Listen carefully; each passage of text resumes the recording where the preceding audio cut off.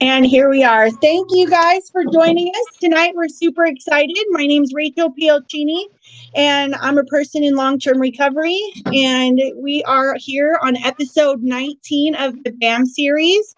I'm super excited about our guest tonight. We're going to Jesse Hanner. So I'm kind of excited because Jesse's in a really cool place tonight.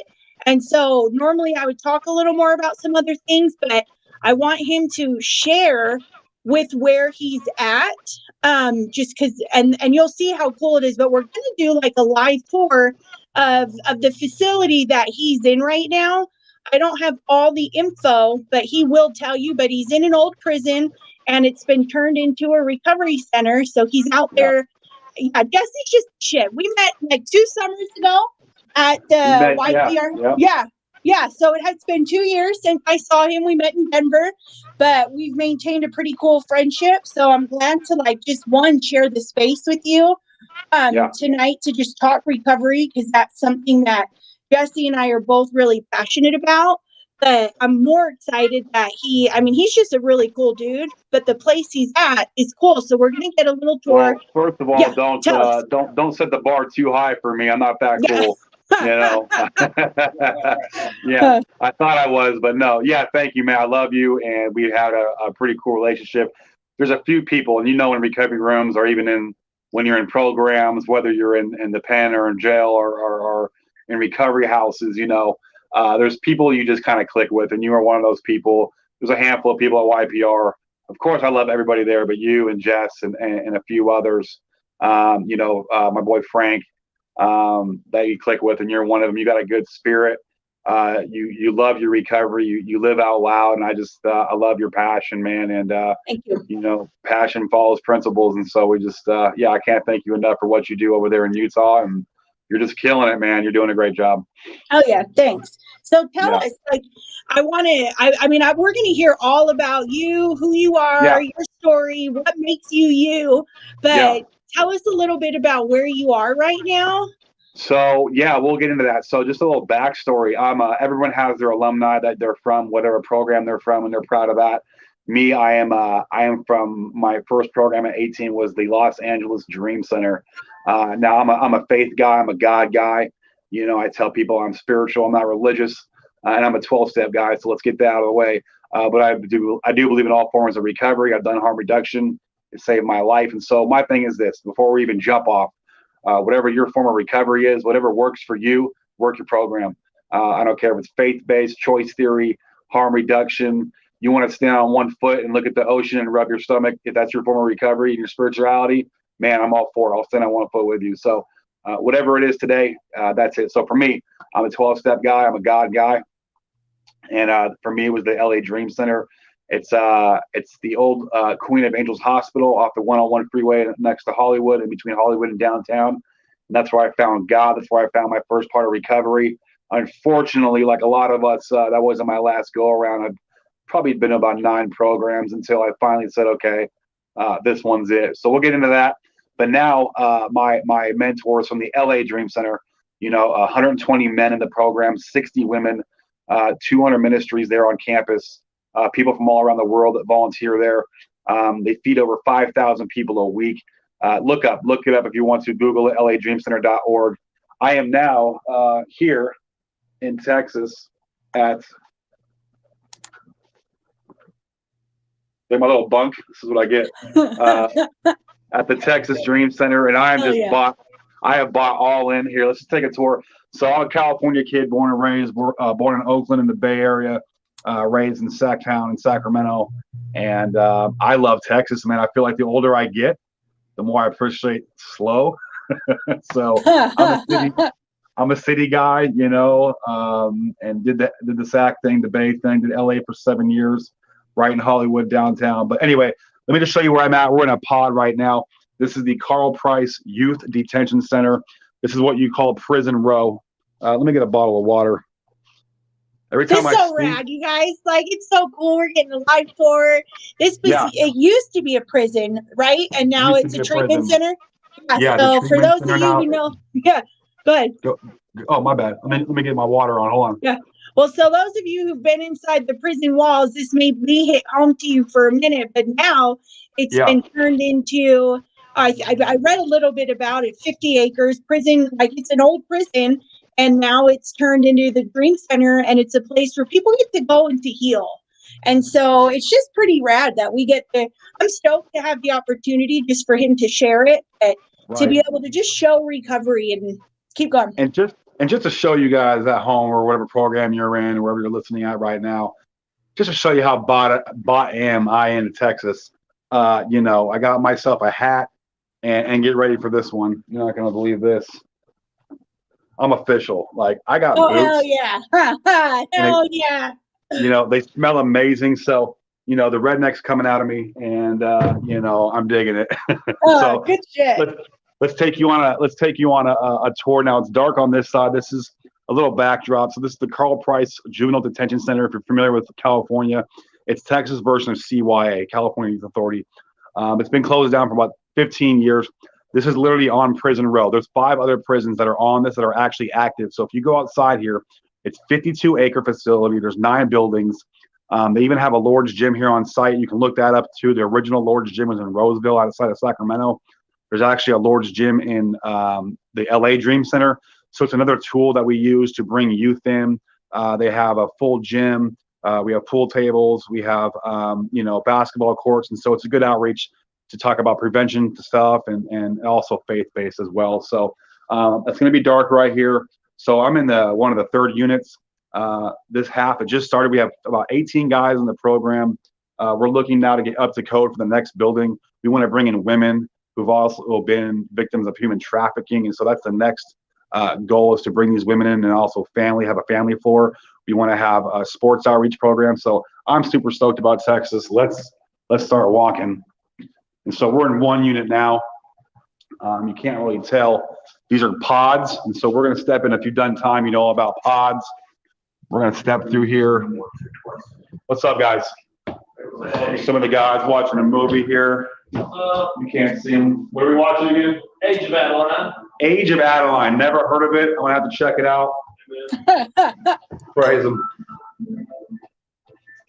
All right, so I'm trying to turn my camera around here. Let's see if we can turn. I don't think I can turn the camera around. That's okay. So we're now in the other pod. If you can see.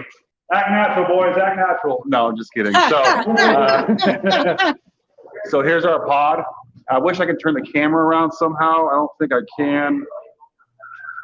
That's okay. So we're going to do the best I can with what I got. Let me see if I can pin my camera here. Looks like no. So as you can see, this is another dorm. This is the men's side. This is the teen home. So every area has a bed, a locker, and their little, 4-foot high wall. Obviously the sheriffs or whoever it was in the pod up here overlooking this dorm.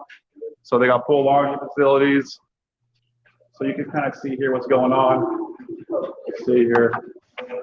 We're just backing up. Here we go. My guy Tucker. Excuse me, buddy. You mind if I get a minute with you? Sure. Praise God. This is Tucker. Tucker, go ahead and tell the lovely people how long you been here for. I've been here for 14 days. 14. So you're fresh meat. Yes. I love it. Tucker's fresh. Tucker, and go ahead and give us where were you before here? I come straight out of here from the Department of Criminal Justice. So you're in the pen? Yes. So you came right from prison to a prison? Yes. Now, normal people wouldn't do that, right? So Tucker, what would make you go from prison to prison? Well, I spent all my life from 18 till I was incarcerated at 35, in and out of jail doing drugs. I couldn't never get my life together, so I never got any kind of rehabilitation in prison. And I wanted a good foundation when I got out. I wanted to go be around other godly people and get a good godly foundation. Maybe get the help that I didn't get when I was incarcerated. Wonderful. So you could have had other options, but you knew like you needed a foundation to get to. Is that right? Well, I could have took some very non-good options. Non-good. I know all about the non-good options. Yeah. So that's what it's about, right? It's not about rushing back into an area where you know you were at. It's about maybe this time, like we say in the rooms, man, if nothing changes, nothing changes. And so now you want to build a foundation before you get out of there. Right, right. Well, man, I'm proud of you. I just met him a couple of days ago. We got a bond already. And I can't wait to see what God does in your life, man. So good stuff. Thank you so much. Thank you. We got my guy here. How long you been here? 7 weeks. 7 weeks in the fresh one. And you want to tell him your name? Joshua. Tell him, give me 1 minute. Where are you coming from? What was life like? And what are you doing now? Well, I've been running from God for a long time, saying the whole not today, I'll get right tomorrow or next year, living on my own time, Finally, God set me down, I just got my second DWI. Second DUI? I got 4. You got 2 more to catch up to me. Come on. By God's grace, I'm here. Okay. And how about your family? You kind of seen some stuff reuniting and God, some restoration. Good. It's good to hear. Yeah. Thank you, man. That's what recovery happens, man. The promises of recovery. We finally get to sit down and we see lives restored, families restored. We're at church yesterday. And I love seeing. I don't know these guys that well. I was here before in July. I'm back again. Obviously, I'm an alumni of the LA program, but I get to come out here. I get to do devotions with them. I get to share my story of recovery and what it's like after this program, And so as a graduate, it's just really cool to witness and see. So let's go around. We'll do one more. Let me see here. There he is. Go ahead, introduce yourself. My name is Jimmy. Jimmy, where you from, man? I'm here from Port Arthur. Port Arthur, Texas? Yes. Okay, wonderful. So he's a local boy. Port Arthur's the next town over. And how long you been here at the Dream Center? 6 weeks? 7 weeks. Man, much a new fresh fish around here. Yeah. Okay, what got you here? I got out of prison October 23rd. Another guy coming from prison To a prison. to a prison. So I got out October 23rd, and it took about 3 weeks for me to relapse, and it was off to the races, and now I'm here. Now we're serious. We find that a lot too. We go. A lot of us get clean time, because really we don't have a lot of obstacles. But when we get out, we realize, like, man, sometimes we realize we were only clean because we were in prison. Abstinence. Yeah. It's abstinence, not recovery, right? There's a difference. Being dry drunk and not being sober. That's it. Well, thanks, man. I'm glad you're here. All right, appreciate you, brother. You hear him, the little y'all? Yeah, I like it. Y'all. Yeah. That's so rad. Oh, dude, Thank you I'm for starting just to do it. sharing I'm that feeling with it. us. Yeah. So, well, let me walk back so you guys can kind of see all the pods. This is just one dorm, guys. There's 9 more dorms like this throughout the campus. So we need a lot of donations. We're month to month. The cool thing about this program is it's self-sufficient. We have cows. The one in LA, you're more like sweeping Sunset Boulevard. You're picking up around Hollywood. So like when they work around here, they're literally working day to day to make this program run. Right now, there's a big ice storm in Texas. And so we just experienced that. I think I brought bad luck with me. I'm supposed to bring the sun with me, but yeah. We'll do one more. This is my guy. He's one of our leads, and JT, right? Hello, yes. JT was here last time I was here in July. He was actually on level 1 when I was here. He just got here and he weighed about 50 pounds less. Now he's just a beast. And he's got biceps that I'll snap my neck into. And he's a savage. And now he's a resident advisor. He's in leadership now. Go ahead and give me a little spill. What's going on? Where are you from? Hello, I grew up right down the road in Bridge City, Texas. Just got caught up in some bad things. Got caught up in some meth, and just decided to caught a charge. Guys. And decided, to turn my life over to God again and just get on the straight and narrow. So Love it. How much time you got right now? How much clean time? About going on almost 10 months. Almost a year. Man, that's amazing. And then what's with the family? How's the family now that you've been in recovery? Man, the family's happy with me. They're I'm gaining back their trust and rebuilding that bridge, and it's nice, So, Praise God. Yes. Love you, man. Love you too, man. Yeah. Awesome. Love it. Thanks, guys. There's Hollywood right there. Straight out of Hollywood, California, all the way to Texas. Bringing his swag. Thanks. Love you, man. Thank you, gentlemen. Love you guys. Thank you. Hell yeah. That was so awesome. Yeah. So so we're doing good big to- things here. Yeah. You can't see these 3 guys, but no, they're a little in the dark. There's Kevin and a couple other guys here. He's our lead already now. you know, this is my friend. She's from B.A.M Addiction Mosaic. So they're going to send this out to different like recovery homes, stuff like that. So What's up, girl? Hey, easy, buddy. hey, y'all. Yeah. So Oh yeah. cool beans, man. So obviously, yeah, if it was daytime, I'd show you guys the campus. So there's goats here. Let me get some water. There's goats and there's cows, and they're going to be slaughtering cows and literally using that to feed themselves. So, you know, there's about 100 dream centers throughout the country. This one's the one in Texas. They got one in Houston. But the mothership obviously is Los Angeles. If you guys get a chance, go check it out, man. If you guys are, you know, just want to go check it out and kind of catch the vision there, look it up. They have all kinds of stuff. You can volunteer for the year out there. Good place to volunteer and be of service.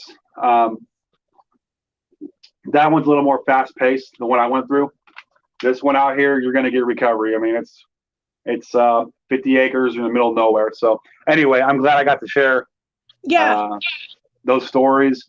And that's what it's about, man. It's about seeing lives restored. I love it. I think the more I get in recovery, the more God I get in my life. I get soft. I cry easy. Even hearing their stories, I just love seeing families rehabilitated. I love seeing him hold his little girl at church.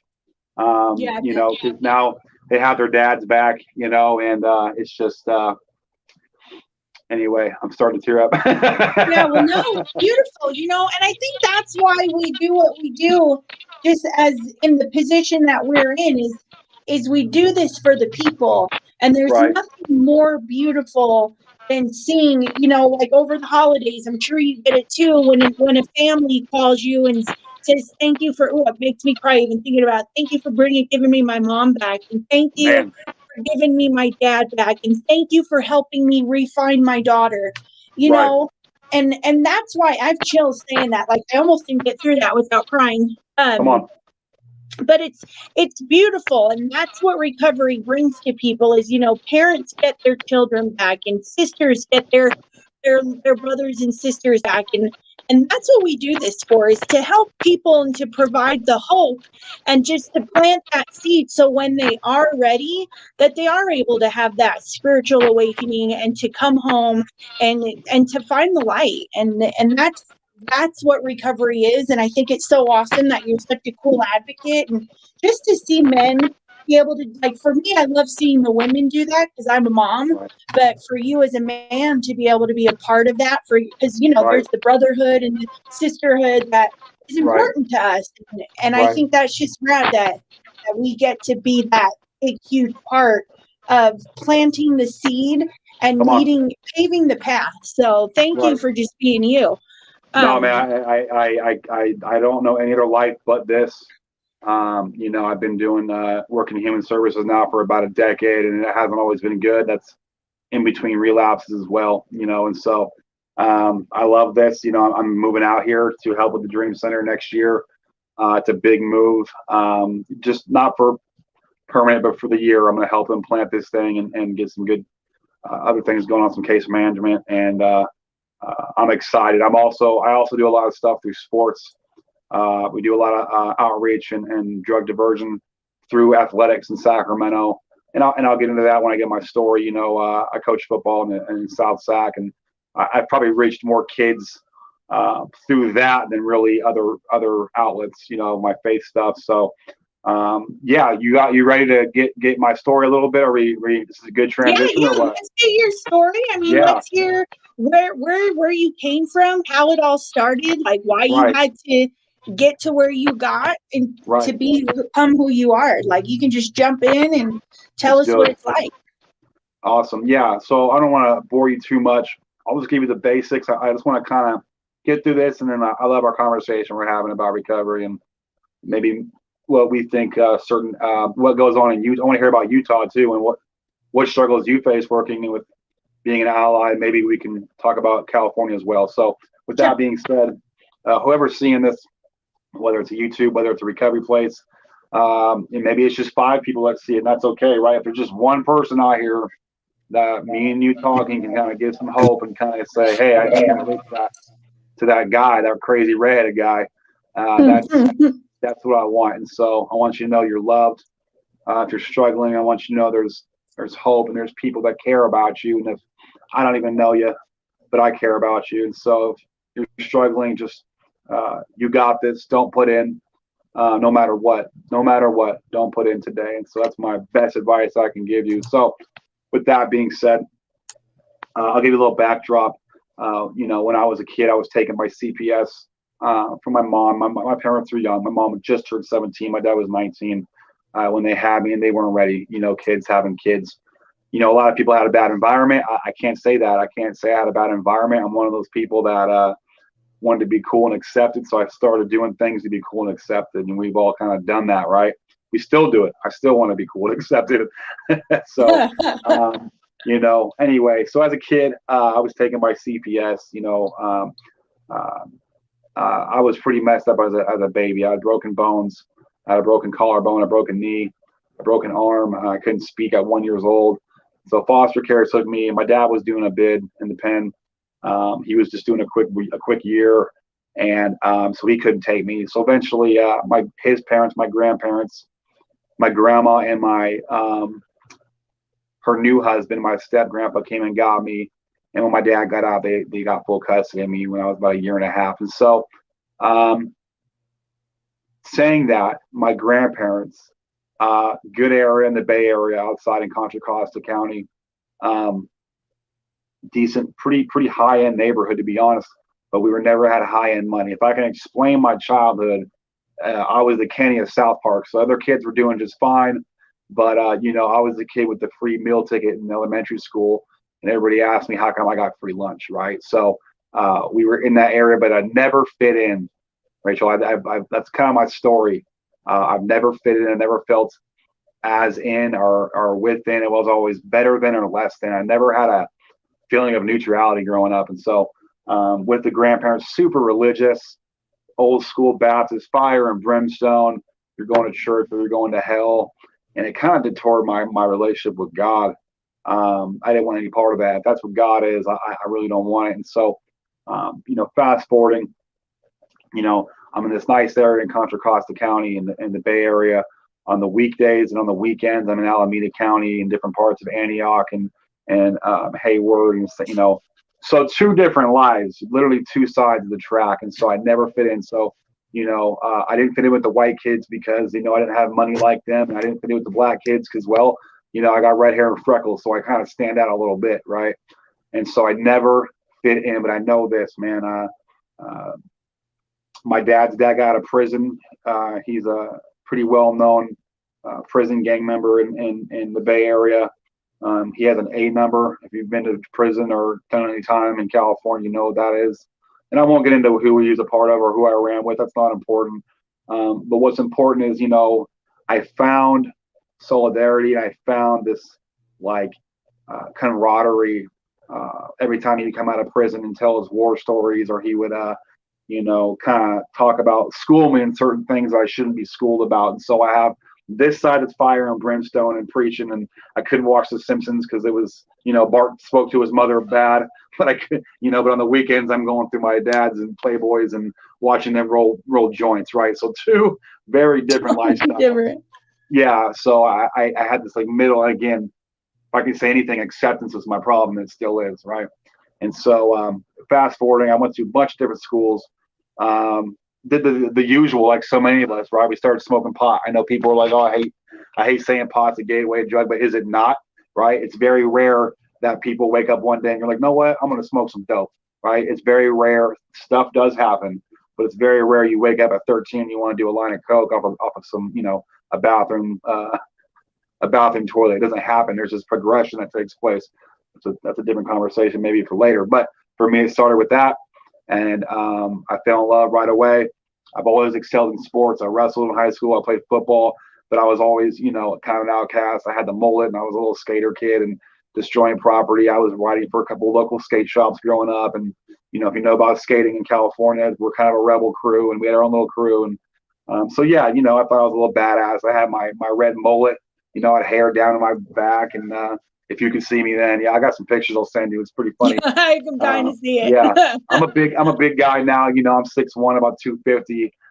Then I was about probably 100 and 3 pounds my freshman year, right? So I was a little guy. But anyway, fast forward, you know, going to different schools. We finally moved to Sacramento my 8th grade year. So I go from Contra Costa County to a town called North Highlands in Sacramento. And the girl my dad moved out there with, she left us. We were there for 2 months. We were using our friend's address for me to go to school in this little cow town, but we were driving like 40 minutes from the Highlands to this town called Loomis. And it was all a bunch of good old boys. And I was like, what is this? There's cows over here. And so, again, I lived in the inner city in North Highlands, but I'm going to school in some rural area. So, again, I have this very divisive, world I live in, no stability. And so at 12 years old, she left and we were homeless. And so you went from Cocoa County to I'm living on Watt Boulevard in a hotel my 8th grade year. And that's kind of where stuff happened. I never felt like we were in trouble. He made me feel safe. My dad, God bless him. But yeah, we were living in hotels that year. And that's kind of where I got caught up. My grandpa got out of prison again. I'm hearing these war stories and I want acceptance. And then the drinking, obviously the drinking, 7th grade, 8th grade. My first time getting drunk, man, a bottle of Bacardi 151. And as soon as I took that drink, Rachel, I felt good. I felt I can be myself. The me fighting every other day because of my red hair with both sides, with the black kids and the white kids. I grew up fighting, and so you weren't going to tease me only because I'm very sensitive, right? So if you hurt my feelings, I'm going to hurt you physically, right? And I'm still sensitive. Drinking a lot. I remember when I drank, I was like, this is it. I feel amazing. The warmness, the burning sensation. And when I drank, I felt accepted. I felt like, I can talk to girls better. I'm more confident. I shoot pool better, probably not, but so all these things. And it just kind of escalated. At 14, I started doing the old cocaine because everybody else was. And then I got introduced to crank at 15, almost 16. And I remember we were in a car. It was on top of a oh God, what's her name? Mariah Carey Christmas CD. I'll never forget. Yeah, That's right. Doing blow off Mariah Carey, every guy's fantasy, right? So I remember they lined it up. Some older guys I was hanging around. I'm like, what is this? I'm like, oh, it's shit. I'm like, what's that? Just try it. So the follower that I was, right, the person I want to be accepted that I was. I went ahead and did it because we all want to be accepted. So I remember burning, and I remember that was it. I fell in love. And so fast forward, dropped out of high school my sophomore year. I went from excelling at sports. I went from skateboarding and being on sponsorships for a few agencies. Sorry, I'm in my nonprofit mode, for a few shops, to giving that all up and wanting to smoke crank and be a tough guy and be on the streets, and started running with certain crowds and having certain ideologies, and we know about that, and certain codes, and just downhill from there. And it's so funny that I talked about Lord's Gym and the Dream Center because it all comes full circle for me. I remember this bus used to pick kids up from North Highlands and Citrus Heights area, and it was from a nice church in Roseville, and we were kind of the bad kids, right? So I was 16. I remember there was a lot of cute girls at this church in Roseville. I was like, well, yeah, I'll go to church. There's some cuties there. And so, I went for the wrong reasons. And I just remember kind of God, I would hear little God shots, but I wasn't really paying attention. But over time, it came to fruition, obviously. And so now I'm 17. I'm still going they're picking us up on the buses on Wednesday nights. They kicked me out of church a few times, for having drugs on me. I was doing crank in the bathroom at youth group, just the typical things you do at 16, right?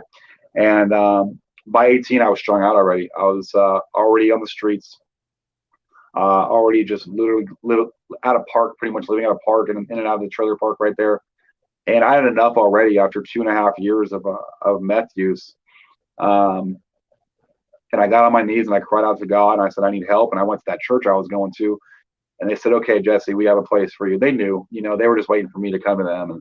And that was my start. And the church that was picking us up was called Lord's Gym. I was one of those kids that used to go and use their services. We would bust in there and play basketball. And back in the day it was N64, not to date myself, but yeah, we play N64 and GoldenEye and all that stuff. And so they planted seed in me, man. That's why I love working with youth, because I was one of those youth, you know. So anyway, I asked for help, and they're like, okay, we're going to send you to the LA Dream Center. I'm 18 years old. They're like, we're going to send you to LA tomorrow. I'm like, whoa, that's out of bounds. That's too far. I'm from Sac. And anyway, I ended up going. I went back to my dad. And I'm like, Dad, I'm going to the Dream Center. He's like, you're going where? You know, you got to imagine, me and my dad are very codependent. He's like my best friend. Everywhere I went, he went. He's got red hair and a goatee. His name is Rooster. That was his handle in the streets. They call me Chicken, like Chicken Little. So Rooster, Chicken Little, yeah. So, or they call me Little. So he was Rooster. I was Little, and you know, he felt like the church was taking his buddy away, me. And so he went down, literally grabbed one of the leaders by the neck there, and, what you do to my son? You're brainwashing my son. My dad didn't get it. You know, he thought me smoking meth was a phase, that I would get out of it, because his dad was a big time dope fiend and drug dealer, and his brothers were all in the game as well. And so he thought it was a phase. He tried his best to keep me out of that lifestyle, but eventually I found it. And so went to LA Dream Center at 18, and you know, I didn't know what I was getting into. I ended up graduating in like 15 months for a 1-year program. I kept getting demoted, and I finally graduated, and I stayed on there for a 2nd-year internship. And I loved LA. I ended up spending about 5 years out there. Got on staff. Loved what I did. That was my first job. I was a resident advisor, and that's where this thing started for me for nonprofit work. You know, it wasn't all peaches and cream, guys. And so in 2007, I was one of the first people to transition out. I actually was working at the Dream Center Men's Home discipleship program, just like that guy JT we saw. I was doing his job when I was 19. I was an RA there, and I transitioned. I got a job in Hollywood at Starbucks, my first job out of recovery and out of the program. The problem is this, guys, is that when I moved out, I got a place in West LA on Vermont and 3rd. And so I was about 3 miles from the Dream Center. I stayed plugged in. I was going to recovery meetings there when they had them, doing well. But there comes a point to where we start compromising, right? There comes a point to where if you're in a program, we don't continue to do the things that the program has aligned for us. There's reasons why we get up at a certain time. There's reasons why we have a devotion. There's reasons why there's scheduled things for us. And there's reason why, if it's 12-step, faith-based, whatever you're doing, these things are implemented for a reason. And I started compromising a little bit, Rachel. And that's what happens in our recovery. When we start to and it's not even, relapse doesn't start, you know, when we start calling the old connect up, okay? Relapse doesn't start when we start, you know, I wonder what she's doing, right? Because, you know, she was good in bed, right? So these things can all be triggers, right? Compromise starts when we're doing less than we were doing the day before to get us in our recovery. You know, when I get lazy, when I get tired, when I don't want to go to a meeting, when I don't want to call my sponsee, when I don't want to reach out to somebody that's a mentor of mine, that's when relapse starts. And so for me, so my first major relapse, my roommate had relapsed on heroin. He was about 30 years older than me. I didn't want to reach out for help. I was too prideful. Again, I was one of the first transitions out of there. I didn't want to say I needed help. And I ended up selling crank to make rent money. And it lasted for a while. That doesn't last too long. And so eventually, you know, I thought, like all people, you know, I can smoke meth one time like a gentleman, right? Well, no, that's not quite how it went. If I could smoke crack cocaine on the weekends like a gentleman, I would. I really would. Unfortunately, I can't smoke crack like a gentleman. Yeah. You know? Lesson learned. Right. Well, you know, I tell people I'm a crank guy, but I smoked crack one time for 2 years, you know, so it was just one time. So anyway, one never-ending time. It was one rock. So I ended up relapsing, went back to the program, and then started working with the teens. And I went through the relapse program, came back to SAC for a while. Wasn't really good for me. Had a couple of relapses again. No 12-step. It was all that faith-based type. And I finally get back to the Dream Center. I got a call in 2009 that they're looking for volunteers. And the guy was like, hey, you're really good with the kids when you were down here. Are you working? I'm all, no. I'm at my sister's house in Calaveras County. I'm not doing nothing. And he's like, well, we'd love to have you here work with our teens. And that's kind of where I started off. Went back to LA in 2009 to the Dream Center teen program. And what a blessing, man. That's where this kind of started for me, working with youth. And I'm a big kid myself. You know, I got Peter Pan syndrome. I don't ever want to grow up. I'm 35 going on 19, you know. And So that's kind of where it started. And I loved working with the kids. I worked a lot of youth coming out of South Central and Watts and Compton. And it kind of how God had me. Now, I was a bus kid. Remember at Lord's Gym, they were picking me up. And now I'm a bus leader at the Dream Center. I'm going to the worst neighborhoods in Watts, Compton, a project's called Nickerson Gardens. And that's one of the worst, biggest blood gangs in Los Angeles, pretty well known. And, God took a redheaded white boy from North Sac and put him in Watts, California to reach young African Americans. I said, God, are you sure? And God usually chooses people that, you wouldn't suspect, right? So I did that for about a year, 2 years, actually. I built great relationships with the youth out there. I still have my contacts with my people out there in Watts and Compton. And, we would do diversion for homelessness, and also kids that had CPS cases. We would provide furniture for moms so that when people did the CPS checks, they could have furniture. They made sure they had toasters. They made sure they had bed frames and all that stuff. So we would help them not lose their kids. And so, again, check out the Dream Center, man. They do so much stuff. What a blessing that was, working with the teens. 2011, man, I'll never forget this day. And I had previously saw my dad in Sacramento. We were shooting pool together. I'm a big pool player. I'm an Irishman, of course. We drink and play pool. That's what we do. And I remember he ran me like 2 tables, and he was just like, Jess, I'm so proud of you. He's like, I get why you went down there. I'm so happy that you changed your life. And so it ended up, we had a great moment. Anyway, I'm speaking at a youth rally in Echo Park that night in Rampart District and Rampart area. And I got a call, and it was like, Jess, you need to call home right now. At 45 years of age, my dad took his last breath, and he had a heart attack in 2011. And so, I have a couple years of recovery in me, of being clean and sober, not much recovery.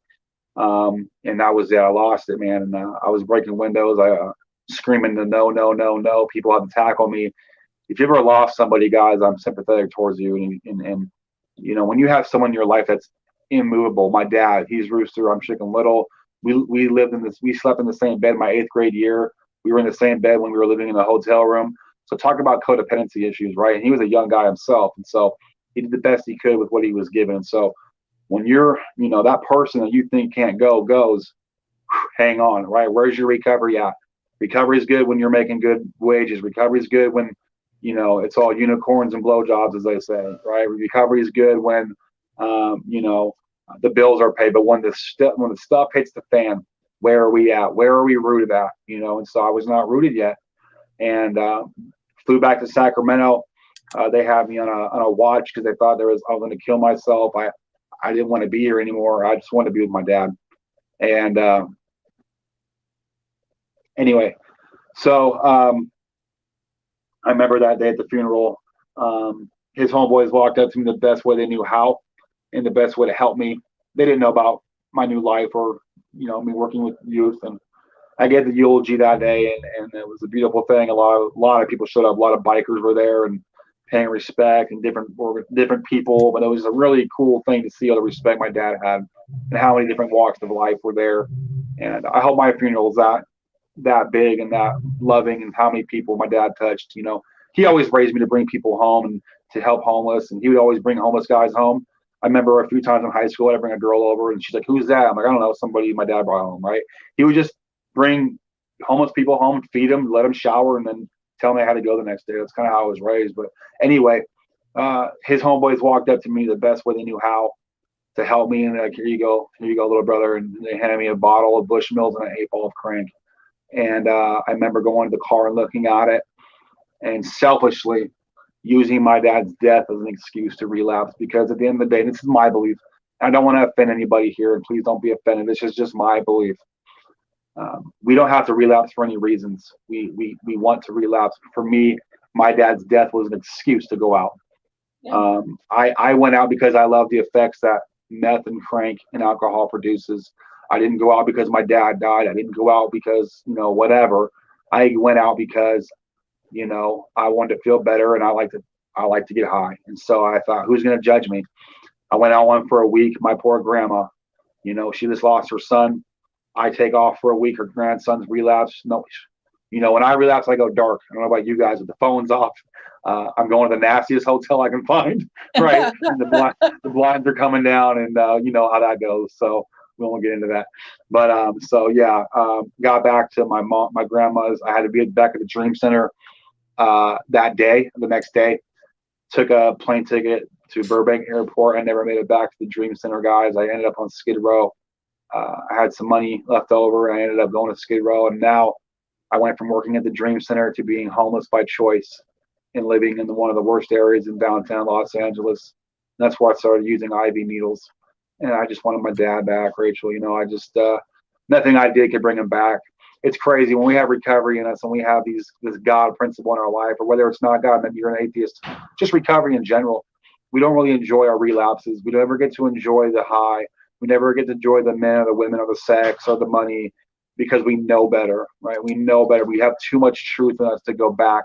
It's miserable. And if you're listening to this, you're in a program for the second or third or fourth time, you know what I'm talking about. And this has to be it for you. Enough's enough, right? It never changes. It's never different. The tape always, we don't play the whole thing out. We play half the tape out, and we don't get a chance. Guilt kicks in. That's right, Katrina.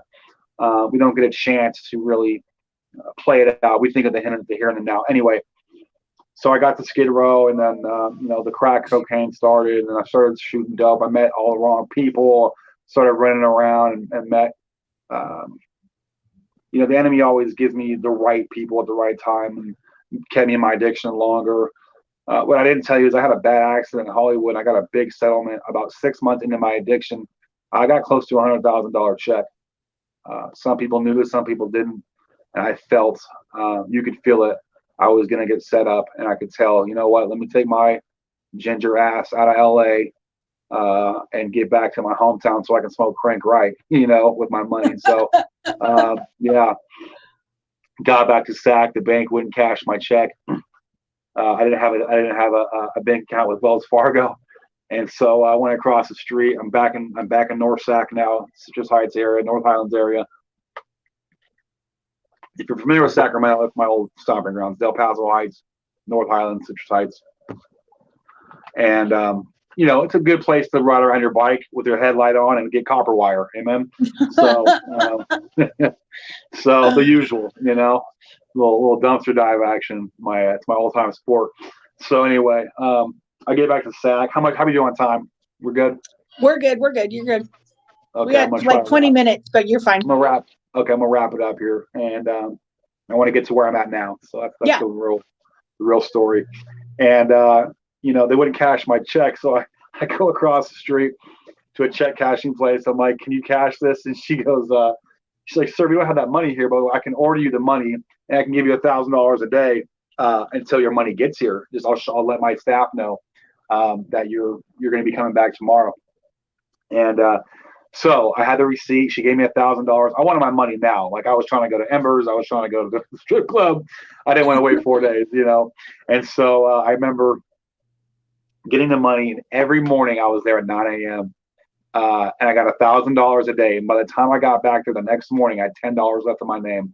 I'm talking $1,000 a day on whatever you can think of: crank, heroin, ketamine. God, don't do ketamine. Bad. Ketamine bad. I loved it. Yeah. It was all bad. I didn't know what it was. I didn't know. I never came good at K-nights. Oh my God. Some cute girl was like, "Do this with me." I'm like, "Okay." I ended up going to a K-hole. I told everybody we're going to stay stuck like this forever. They kicked me out of the hotel room because I was ruining their high. Don't do ketamine. So I ended up the next day, I make it back to the check cashing place. I have $10 left, and I'm literally going through $1,000 a day just on partying, drugs, and all that. And you know what comes with that. I went through 40 grand in 6 weeks. And started just, really getting involved again and with certain people. And long story short, I came about 3 grand was left, and I was just tired, Rachel. I was tired. Oh, Lord. And the money, the amount of women that I had around me, the amount of people I had around me, it wasn't bringing my dad back, and it wasn't helping me get closer to God. I was miserable. I would give all that money in the world just to have my father back. And I had too much God in me, too much recovery in me at that time. And so I was just miserable. I did it again. I prayed again. I said, "God, I don't want to do this anymore." And I was in between my bundles. I was down, and I went to go re-up, call my connect. I was at the Ranch Hotel, And I said, God, I can't do it no more. And about a few hours later, I'm in the parking lot with my wife beater on, looking all kinds of suspect, 150 pounds wet. And cop goes by, and they know who I am out there. And he flips a UE, and I said, this is it. I had a rig in my pocket. It was full. That's all I had left. Oh, no, I had about a gram in the hotel room. And I had a bottle of Bushmills, or Jameson or Bushmills, one of the Irish ones, in my truck. And he pulled in, and this is kind of where my new journey takes place. I was tired, and he's like, Mr. Foster. That was my name then. I changed my last name. I'm all, hello, officer. He's like, what's going on? I'm like, I got a rig in my pocket, and I got a bottle in my truck. And I just told him myself, and I was just done. And at that minute, guys, when he put the handcuffs on me, I was arrested with grace. Like, this burden came off me, and I knew I was done. And you're smiling because you know that feeling. It's like, I'm just done. I can't do this anymore, you know? And I remember going to the county, and he ended up being a man of God too. He was a faith guy. He's like, Mr. Foster, are you a Christian? I'm like, yeah, you know. And he prayed for me. What kind of cop does that? You know, the cop prayed for me. Legit, I have chills. Yeah, and you know, in California, I think it was 3.5 grams. During that time was less of a charge. Anyway, it was over that. But he had miscounted the weight. I know it was over that. I had way more than that. I forget what it was, but it was more than 3.5. And he put 3.4 in the report so all kind of favor, right? And so go to county and do my little bid. And I get out, and I went to a halfway house in Meadowview in South Sacramento. And this is kind of where it started. This is 2012 and a half. And that's where I was introduced to Alcoholics Anonymous. And, you know, it hasn't always been peachy. I went to the program, I went to the rooms, and I loved the fellowship. Now, I'm a crank guy, right? But I like AA. That's my flavor. No disrespect to NA. I love NA too. But for me, I like AA. I like the program. It just works for me, right? So I loved it.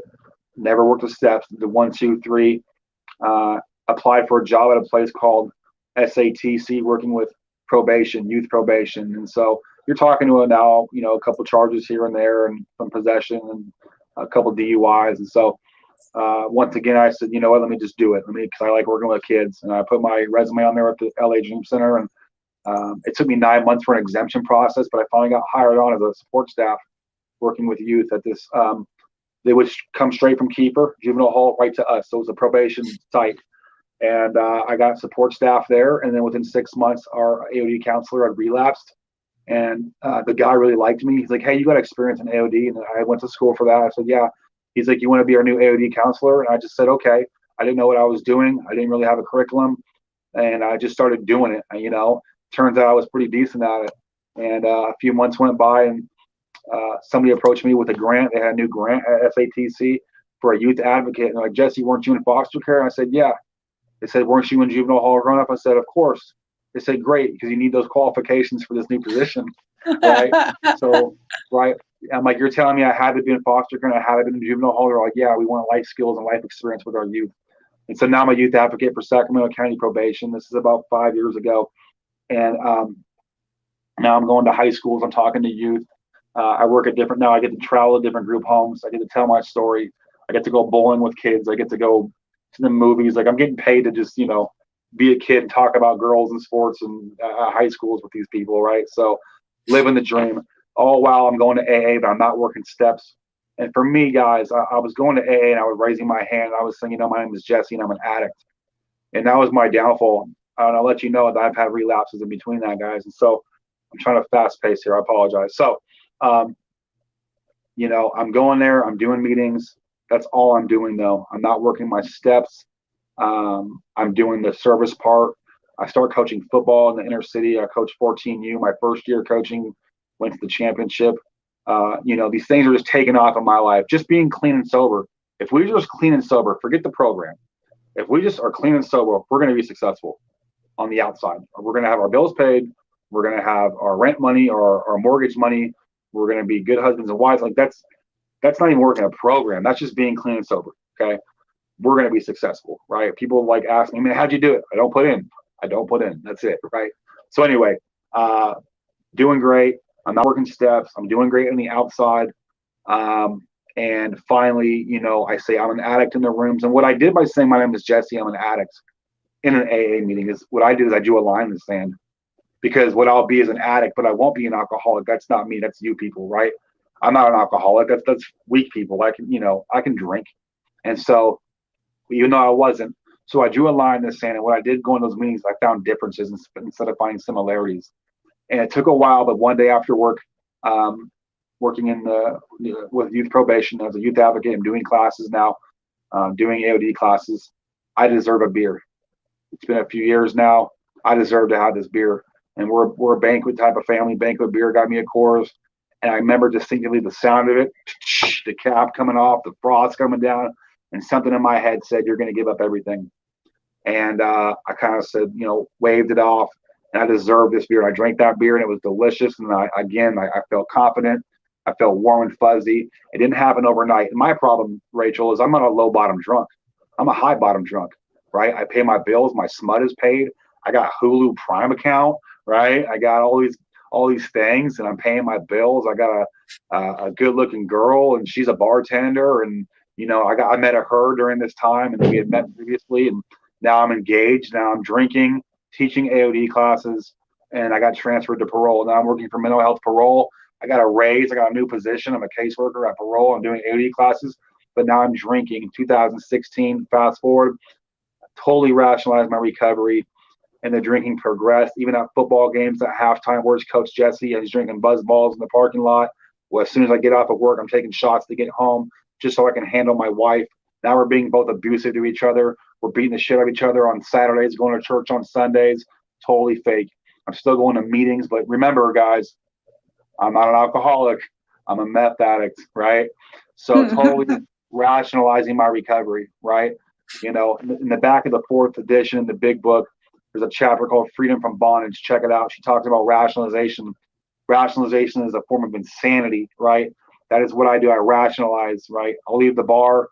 I had a couple little meth relapses for one-nighters during around 2016. I left the bar. She was a bartender in Folsom. She spoke to me disrespectfully, right? Those old bar etiquette rules. And, I took off, and then, I got a third DUI. Then we'll back up. I left the 7440 Club one night at this bar. Now, this is my rationalization, right? The responsible thing I can do right now as an adult, right? I can't drive drunk, so I need to be responsible. And for me being responsible, I have to work tomorrow, Rachel. So what I need to do is go get some crank, right? Because that's what a responsible adult does. I can't drive drunk. So it makes sense for me to go to my Connect's house and get some crank, and I did that, right? I'm a good person. So and we put a tape out, right? I never made it to work. I'm back at my hotel, but thank God that was a one-nighter. It was a one-nighter, and I remember leaving the hotel, and I felt like, ugh, right? Like that feeling, like, whoa, what'd you do? Just that nastiness, that like, Yeah. I felt bad. That was, to me, was like a relapse. Well, they're all relapses. And I got home and told the wife, like, I used. She's like, no shit. It looked like we did. So anyway, fast forward, I get a third DUI. I'm hiding it from my employer now.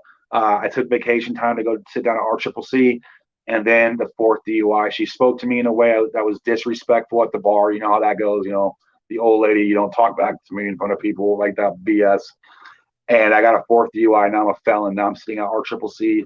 I lost my job. I'm doing a year now, and I get out. After my year, I get out. I expected me and my wife to have this great AA relationship, and the sad thing was I put too many expectations on my wife. Just because I got sober, I put an expectation on her to get sober, and that was not fair of me, right? And so, long story short, things didn't go well. I wasn't living fast anymore. She lost her drinking buddy, and slowly but surely, things unfolded, and I found out she was seeing somebody else, and I just, but this time was different. I ended up leaving her everything. I ended up moving into a shelter at Mather and in Sacramento, and I had about 9 months sober and clean. And I thought, man, who's going to hire me? Who's going to hire me? I'm a felon. I just did some time. And that's when I filled out an application for young people in recovery. And that was a little over 2.5 years ago. It's been a saving grace for me. I got 3 years clean and sober. December 28th is 3 years. I lost my marriage. I lost some things, but I've gained so much more. That's where I met you, and I just really grabbed YPR at the helm and used my resources that I have now. I was a project coordinator in Sacramento. Now I'm the California coordinator for NorCal. So I'm over 5-6 cities. We're adding a new one this week. And I don't say that to like boast, right? It's nothing I did. It was all God. It was just, I said yes, just like he made it available to me for doors that opened up then. Sometimes we don't feel qualified, but we just got to go through it anyways and do it. And things are going to happen for you. Now I'm at the Dream Center. I'm helping out here. I'm going to move out here end of the year or next year and help them start this nonprofit here. But it's just come full circle for me, and that's through the steps of Alcoholics Anonymous. That's through God, and I don't have, I have my bad days. I'm also a case worker for at-risk youth downtown. I work with people at a tiny house village for homeless youth, for TAY housing. I'm sure you have TAY there in Utah, transitional age youth. And I'm back doing what I love. I love helping youth. I'm a big kid myself. This is my 8th year coaching football.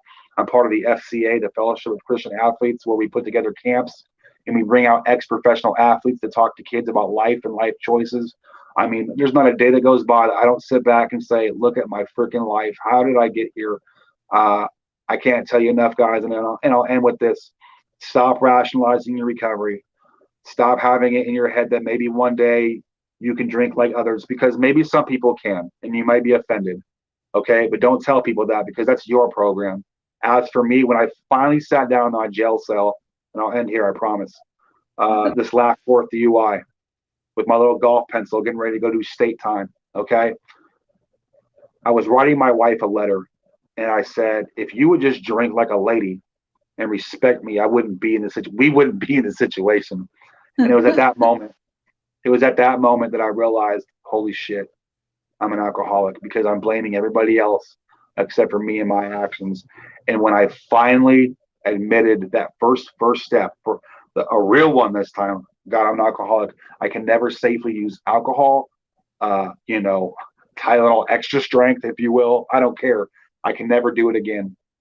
I'm not wired like that. And when I did that, this freedom came off of me that I don't have any reservations. And so if that's you, if you've made reservations, if you think you can smoke crack like a gentleman on the weekends, you're just deceiving yourself. So don't be like me. You don't have to have 9 programs in and out, in and out, in and out. Just realize we're built like others. We're wired differently, and we can never safely use these things again. If you're doing harm reduction, keep doing it. If you're doing methadone and things like that, if it's helping you out, keep doing it. But have a goal in mind. Have something going forward. And so that's just my version of my recovery. That's what's worked for me. Now I'm in this little prison room, and I couldn't be happier. So I'll end it there. I know I talked a lot. I hope you got something out of it. But that's it, man. You're rad. You're so awesome. Like, I love how you have, and I think it's really important that when we're in recovery, that we're able to, like you just said, like you're a 12-step guy, but there's so many other avenues to recovery and to what somebody's program looks like. And to hear somebody, because we're really into harm reduction out here, and that's what our group focuses on. And I think everybody should do the 12 steps at least one time, just to try it out. And if it doesn't work, whatever. It's a good way to live. Yeah. And if it doesn't work, whatever. But a lot of times people have, they're told, if you're on methadone, if you're doing some kind of that's not a program you're going to get. I want to apologize to anybody that's been hurt by 12-step or old timers. That's lame. And I'm sorry. If you're doing harm reduction, go to AA, go to NA. They don't know. So I apologize to anybody here. I did harm reduction for a while. I was on heroin for a while, and so it helped me. And that's where you're at. Fucking hell yeah, dude. But anyway, I hate that. That makes me upset, Rachel, when I hear things like that. Yeah, well, no, and it happens all the time, and we have to have people openly speak out about it and say that it's okay. It's okay to. I can't see it. Hold on. What Karina wrote. I love her. She's the best. I'm going to take that off for just a second. Katrina, I love you. I just felt like I was climbing over a box. but we have to be that voice and the advocate for the person as supporting all pathways to recovery, because if we're shaming people and telling them they're not in recovery, how are they ever supposed to feel safe enough to start learning how to recover, you know? And so I appreciate you for saying that and being open about it from the beginning to the end, because we're not here to tell somebody how to recover. Because how many times did it take you? It took me fucking forever. Yeah. And if people told me every single time I can't recover like that, I never would have been able to recover, because I never would have felt safe. Right. And that's what we're doing. We're taking a bunch of really broken people that are there is no trust left because such you're a bad hurt. stigma, such a bad stigma for people to say that, and dude, I know so many people that are like, I got my husband back. Like, he's doing methadone or not methadone. Suboxone. Thank you, Suboxone. And Yeah. it's like, dude, my husband wakes up in the morning and cooks breakfast. He's not nodding out. Like, he's going to work. Like, who is anybody to say like, oh, forget methadone or Suboxone? Bro, people have their families back. So I get a little anger. And you know what's funny is, like, that used to be me, guys. I was that 12-step guy. Like, oh, only no. Whatever works for you, work that shit. Don't let anybody tell you otherwise. Anyway, yeah. Yeah. Well, no, and we have to be vocal about it. We have to let people know, because sometimes you cross that path with that person who is judgmental and feels like they have the right to tell you what's going to work for you. And so we have to be open to that. If you don't think harm reduction works, then don't put yourself in it, but don't judge people on that. And I'm passionate about that, because I had to recover. I tried for years. For 10 years, I tried. And I had to do what worked for me. I tried the alcohol maintenance program. That didn't work, because every time I get drunk, I have this really great idea. Like yours. Well, I'm not gonna drink. I'm not gonna drink. Yeah. I'm not gonna drink Coors. I'm gonna drink Zima. Right? It's better for me. Yeah. Well, remember Zimas? Yes, dude. That was the first thing I ever stole was a Zima from Food for Less, actually. Yeah, I see these White Claw. I'm like, what the heck is White Claw? Be a man and drink some Zima, bro. I know, right? Get that Sprite with that weird taste. Yeah. And I'm, like that. Just thank you for being like who you are. You're such a good dude, and you do a lot of really good stuff. And to see you just excelling from starting from where you were with just having a chapter and trying to get things together to, YPR is not a part of my path anymore, but I still love the work that YPR does on a national level. And there, I fell in love with YPR, and that was how I found recovery. 2015, I started with YPR, and it worked and was great for me. And just differences happen, and now I have this, and I'm so grateful to have this. It's awesome. I still have all my friends, but there's always good to come out of it, and that it's done really great things for you, which is rad. Right. And other people. Every pathway, sorry to cut you off. Every pathway, even in every agency and organization. Like, look, I don't agree with everything there. I don't agree with anything there. But at the end of the day, like, they're all bringing something to the table, right? So it's like, I think of recovery and also agencies. I've been doing this a while now, like with case management, AOD counseling, working with prison, or working with a parole, youth probation. For me, it's like a combination pizza, man. Even if you're in a program now, or even what I said today, it's like a combination pizza. Look, if I don't like olives, pick that shit off, right? But the rest of it's good, the rest of it's good pizza. Whatever toppings you don't like, take it off, Yeah. Yep. And there we are. Thank you so much. This is going to cut off here, but thank you so much for joining us. And I'll talk to you in just like 2 seconds. Thank you guys. If you guys want, I know Jesse is definitely willing. We'll get him info in the comments here. If you're struggling, if you're looking for support and you need a good, strong man to speak out to, or just want some references from that side of the area, or if you want to learn more about the Dream Center, we'll get that information in the comments. And and his info, because I'm speaking for you, but I feel like I can say that you're No, open. please go ahead. Yeah. And you know what? If you guys have Facebook, you should have Facebook unless you live under a rock. Yeah, I almost said MySpace. So if you have Facebook, just go to, and you can put it in the link. It's going to be YPR capital dash Sacramento, CA. That's YPR dash Sacramento, CA. Or go to Young People in Recovery on Facebook and the national page and look at groups, and then go to Sacramento, or go to anyone in your area and you can look up any services. We do virtual meetings on Zoom, so go check us out and see what we got. Okay, awesome. Thank you. Have a good night. Thank you, guys.